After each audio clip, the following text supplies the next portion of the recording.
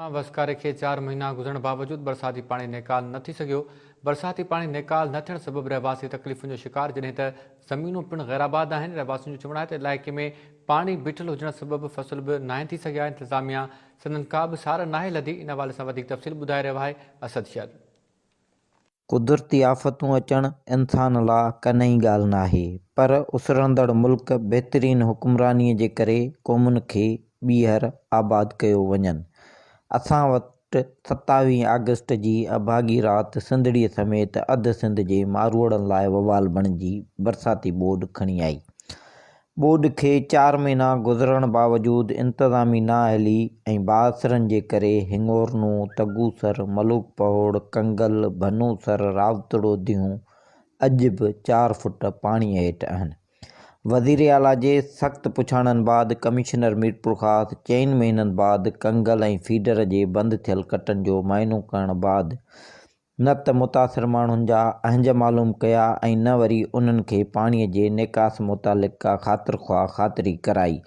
जॾहिं ॻोठाणनि संदसि रस्ता रोक करे ॻाल्हाइण जी कोशिश कई ऐं वधीक मुतासिर इलाइक़नि जे जाइज़े लाइ संदसि गाॾी अॻियां आया त गार्डन खेनि हटाए छॾियो। रुगो हवाई दौरो करे ऐं हितां कागज़नि में कार्रवाई लिखी त असां हेतिरो डीज़ल हेतिरो पेट्रोल साड़े, बाक़ी जेको असांजे पाणी बीठो आहे 6 खां वठी 8-10 फुट ताईं पाणी बीठो आहे। ओॾा साईं जनारा हलिया कोन, न कमिश्नर हलियो न केरु हलियो। असां इहे रोडनि ते हेतिरा एहतिजाज करे बीठा आहियूं।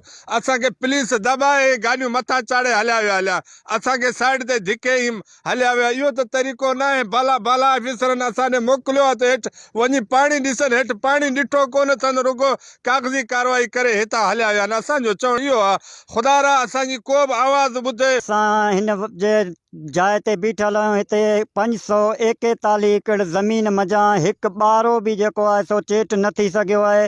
ऐं हींअर जेको आहे सो कमिश्नर साहिबु विज़िट कई। विज़िट में असां हुनजे अॻियां जॾहिं दायो त हू चए थो त तव्हां संदी मशीनरी लॻाए पाणी हितां खां निकाल करियो। असां वटि अहिड़ी का मशीनरी कोन्हे ऐं असीं अञा बि सोचूं पिया त जेको आहे सो ही पाणी कहिड़े हिसाब सां निकिरंदो, कॾहिं निकिरंदो। कुदरती आफ़त हुई, हिन में कोई शक कोन्हे, पर कुदरती आफ़त हुई उन लेवल जी हुई न।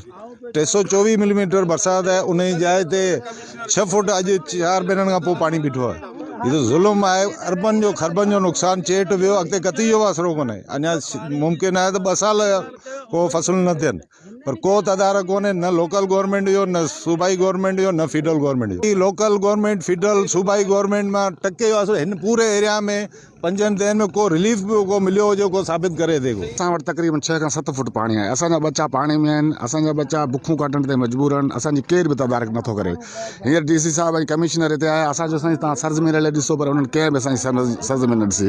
इहो कंहिं बि क़िस्म जा को बि ऑफिसर न आहिनि। इहो सियासी माण्हुनि जा उन्हनि जूं वंगारूं वहनि था ऐं उहो ग़रीबनि लाइ हिकु ॾचो कंदा। असां आला ऑफिसर जनाब वज़ीर आला Sindh Syed Murad Ali Shah, chief justice of Pakistan, chief of army staff खां मुतालबो कंदासीं त जल्द खां जल्द असांजो पाणी, असांजे बरसाति जी पाणी कढाए ऐं असांजी ज़मीनुनि खे बहाल कयो वञनि, जीअं असांजा बच्चा बुखूं कटण खां।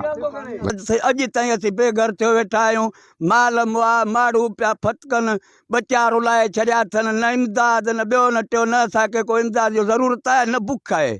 अॼु ताईं असांखां कंहिं बि ऑफिसर अची उन जे बारे में कोन पुछियो ऐं असां ते होल्ड करियो, हथियार खणियो, ज़मींदार गॾायो, असां ते दाबा पिया ॾियनि, दड़का पिया ॾियनि। असीं अॼु ताईं बेघर थियो वेठा आहियूं। अचनि अची ॾिसनि, जे थिए न त असां लाइ कनि, जे न त असांखे हणी गोली मारे छॾीनि, पोइ वञी आवाम खे खाराइनि, ऑफिसर खाइनि, पेट भरीनि, पेट भरनि, त हाणे असीं ख़ुदकशी करण लाइ तयार आहियूं। असां इन खे चयो महिरबानी करे कंगल जो पाणी डंड जो पाणी बंदि कर। उहो डंड जो पाणी बंदि करे कोन थो, न को इरिगेशन जा वाद बंदि करे।